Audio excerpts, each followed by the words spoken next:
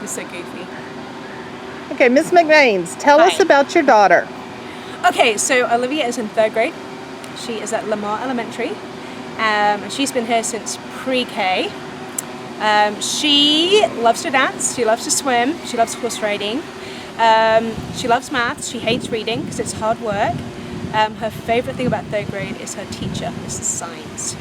And the most amazing thing about her is probably that she can wiggle her ears, and she's been able to do it ever since she was 18 months old. Is that good? That's awesome. All right.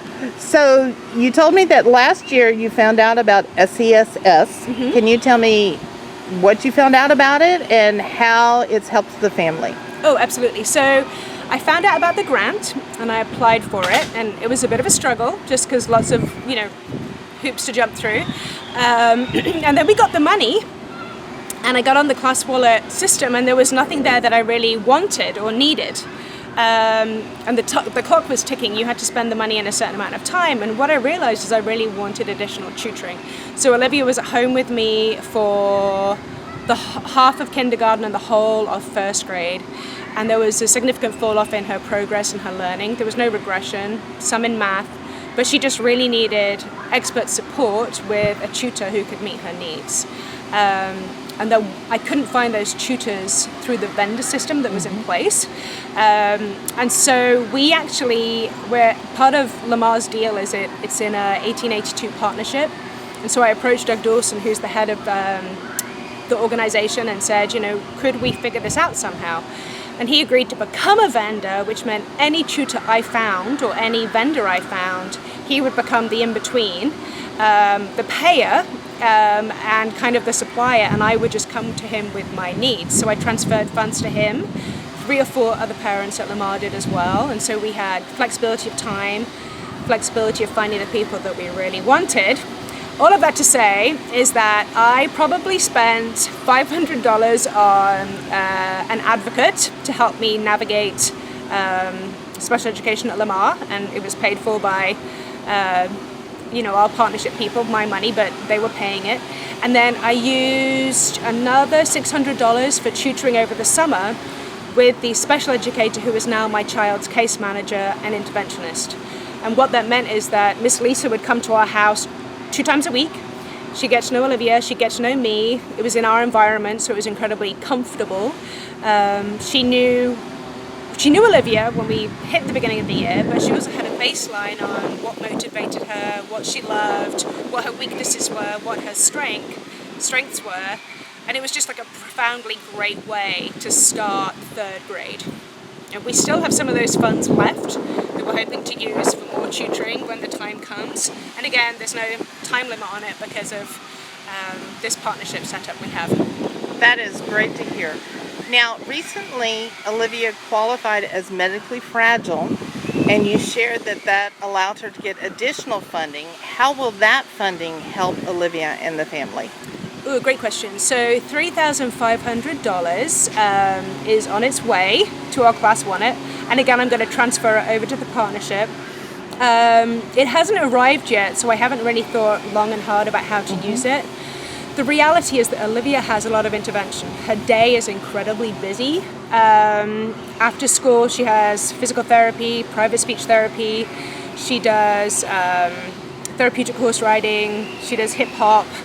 She does a lot of extra things. And so right now, we can't layer on tutoring.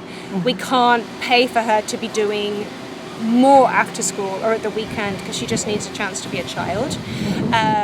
And so just last night I got on the Class Wallet system again to see what was out there. And Olivia's medical fragility, you wouldn't realize how medically fragile she is just by looking at her. But when you begin to look at her medical notes and you realize she has a medical team of 15 doctors, both here in Houston, you begin to get a fraction of a picture. And really what we've been advised to do is to consider how we can help her flourish. So she's not going to Harvard. She may not even go to community college. What is it going to be that she latches onto and loves the most in the whole entire universe? During COVID, beginning of COVID, she was going to be an ambulatory walker in the community. It was never going to be Everest, but she was going to be able to walk down to the mailbox independently without any devices. it looks like that's no longer going to be an option because she didn't have the motivation to be up and about. We were at home for a year and a half. And so when I got on the class wallet system, what I saw was adaptive PE equipment, adaptive bikes, adaptive trikes, climbing frames, equipment that's fun, but also has a child being mobile. And then I began to dig more, and there's incredible AV equipment or green screens. And I'm like, oh my goodness, if your child is not flourishing at school, but you want them to pursue who they are and love what they do and who they are, what a great way of spending this huge chunk of money. You know, your child is medically fragile, they may be marginalized at school for whatever reason. You have this money to really indulge them and let them become who they are. So that's kind of one way my brain is working right now. We're also thinking about a sports wheelchair. She loves risk taking, she loves dance.